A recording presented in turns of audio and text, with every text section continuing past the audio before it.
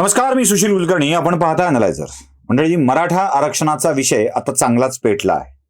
पुन्हा एकदा मनोज जरांगेंनी 10 फेब्रुवारीपासून उपोषणाला बसण्याचा निर्णय घेतला आहे. आता मनोज जरांगेंचं आंदोलन आता अगदी जवळ आलंय आणि पुन्हा एकदा मनोज जरांगेंचं आंदोलन पेटणार आणि सरकार विरोधी वातावरण तयार होणार अशी स्थिती आली आहे.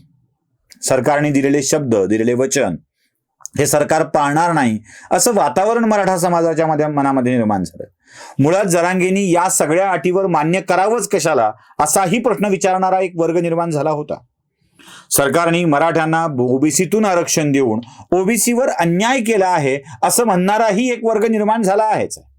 अर्थात या सरकारच्या विरोधात असणाऱ्या राष्ट्रवादी काँग्रेस, शिवसेना उबाठा, शिवबाठा ज्याला आपण म्हणूया, आणि काँग्रेस या 3 पक्षाकडून सरकार आणि सरकारने जरांगेंची फसवणूक केली अशा अर्थाची चर्चा केली जाते आहे. आरक्षण मिळणार नाही, ते टिकणारं असणार नाही असंही बोललं जात आहे. दुसरीकडे ओबीसीना सुद्धा बघा तुमच्या वाट्याचं काढून दिलं असं 3ही पक्ष सांगतायत. म्हणजे ओबीसींनाही चेतवायचं आणि मराठा समाजालाही चेतवायचं अशा स्वरूपाची ही गतिविधी जोरदार पद्धतीनं चालू आहे. मराठा समाजाला आरक्षण मिळवायचं असेल तर ते सरकारला मागावं लागतंय आणि आरक्षण आमच्या हक्काचं, नाही सरकारच्या बापाचं किंवा नाही कुणाच्या बापाचं अशा अर्थाच्या घोषणा सुद्धा दिल्या जात आहेत. जरा मराठा समाजाला आरक्षण मिळवायचं असेल तर काय घडलं पाहिजे हे समजून घेऊया.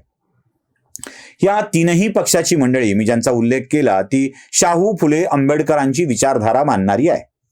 आता शाहू फुले आंबेडकरांची विचारधारा मानणाऱ्या पक्षांनी आरक्षण मिळवण्यासाठी याच विचारधारेच्या सगळ्या लोकांना प्रवृत्त केलं पाहिजे हे लक्षात घेणं आवश्यक आहे. काय करता येऊ शकेल? मला आठवतंय, मुंबईमध्ये एक कार्यक्रम झाला होता जो भाऊ तोरसेकरांच्या उपस्थितीमध्ये पार पडला आणि या कार्यक्रमामध्ये भाऊंनी या विषयातलं एक खूप छान उदाहरण दिलं होतं. मी तो व्हिडिओ जशाच तसा तुम्हाला दाखवतो, ऐका. की तुम्हाला आरक्षण पाहिजे, पाकिस्तानला पण IMFचं लोन पाहिजे, नाही मिळत आहे. का नाही मिळत आहे बाबा?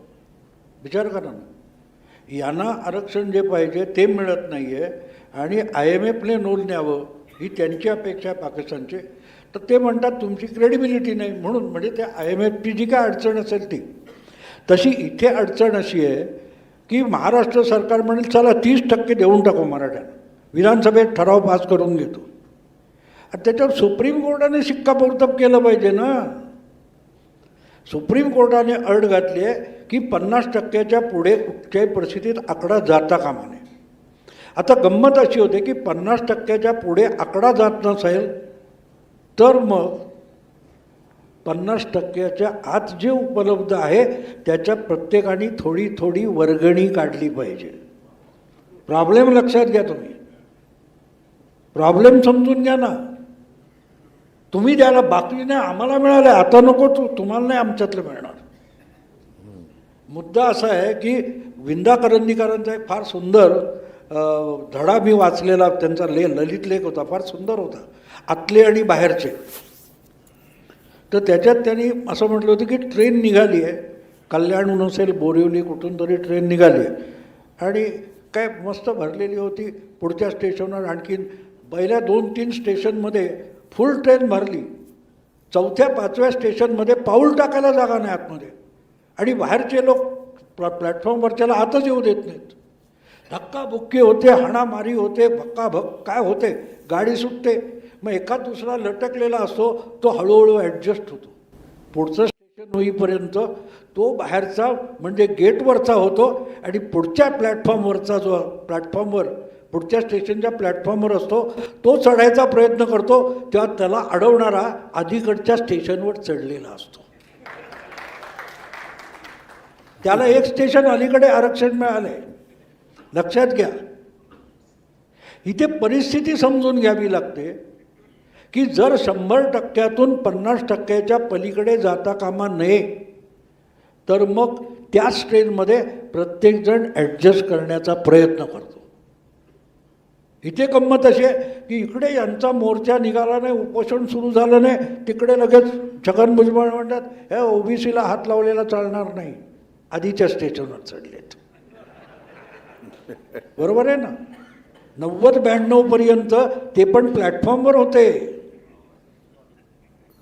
व्ही पी सिंगनी जे काय मंडल आयोगानंतर आरक्षण दिलं ओबीसीना, तोपर्यंत ओबीसी प्लॅटफॉर्मवर होते ना.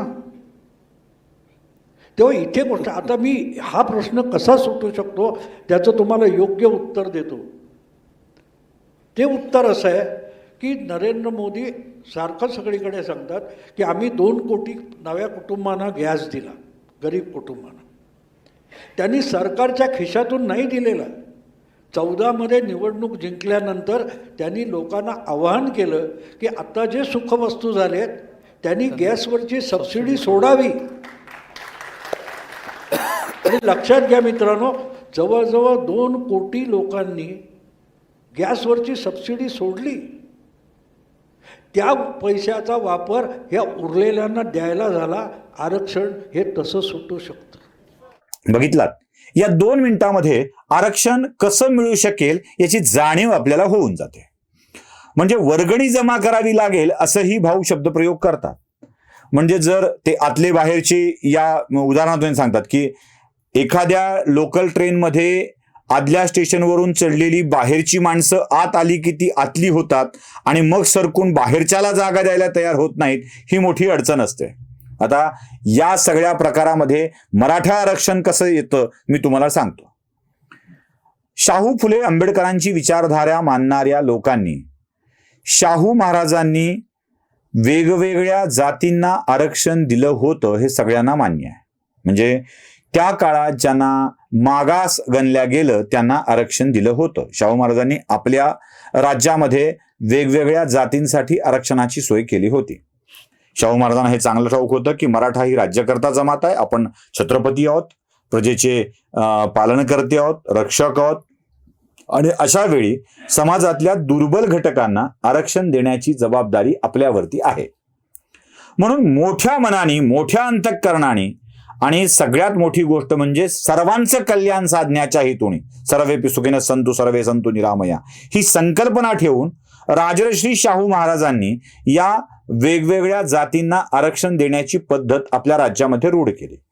आता माझा सोपा प्रश्न आहे, शाहू फुले आंबेडकर या विचारधारेत शाहूंना आवश्यकता भासल्यावर फुले आणि आंबेडकरवादी मंडळींना शाहू महाराजांनी आरक्षण दिलं. काळ बदलला, एक जवळपास काही तप निघून गेली, म्हणजे साधारणतः 6-7 तप तरी निघून गेलेली आहेत. 72-75 त्यापेक्षाही अधिकचा काळ, 100 वर्षापेक्षा अधिकचा काळ आता निघून गेलाय. एक शतक लोटलाय. या शतकामध्ये कितीतरी पिढ्या निघून गेल्या आहेत.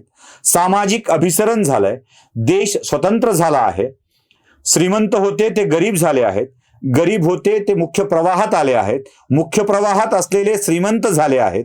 अशा वेळी बदललेल्या परिस्थितीमध्ये ज्या शाहू महाराजांनी आरक्षण दिलं होतं त्या शाहू महाराजांची जात म्हणजे मराठा आता मागास झाली आहे. जमिनी छोट्या होत गेल्या आहेत. अगदीच आता काही मराठा तरुण तर भूमिहीन झालेले आहेत, अल्पभूधारक झालेले आहेत. अशा स्थितीमध्ये त्यांच्या उद्धाराचा मार्ग त्यांनी शोधणं आवश्यक आहे. अशा भूमिहीन अल्पभूधारक झालेल्या शाहू महाराजांच्या लेकरांना, शाहू महाराजांच्या वंशजांना, शाहू महाराजांच्या वारसांना, मग तो वारसा विचारांचा, जातीचा कोणताही असो, अशा वारसांना आता आरक्षण देण्याची वेळ आलेली आहे. मग जेव्हा गरज होती तेव्हा शाहू महाराजांनी आपल्यातला हिस्सा काढून अन्य जातींना दिला, तेव्हा आता मराठा समाजाला गरज आली त्यावेळेला फुले आणि आंबेडकर या विचारधारेतील मंडळींनी आपल्या आरक्षणाचा छोटासा भाग काढून जर मराठा समाजाला परत दिला तर तो शाहू फुले आंबेडकरी विचारधारा मानण्यासारखे होईल. ओबीसी काय, अनुसूचित जाती जमाती काय, या प्रत्येकाने संघर्ष करत आम्ही देणार नाही ही भूमिका घेतली तर ती शाहू फुले आंबेडकर या विचारधारेतील शाहू महाराजांच्या विचारांशी द्रोह होईल का? त्यामुळे ही विचारधारा मानणाऱ्या माणसांनी शाहू महाराजांनी दिलेल्या आरक्षणाची परतफेड करण्याची वेळ जवळ आली आहे का? हाच माझा प्रश्न आपल्या सगळ्यांच्या समोर आहे. उत्तर कमेंट बॉक्समध्ये द्यावं. लाईक, शेअर, सबस्क्राईब करायला विसरू नये. धन्यवाद.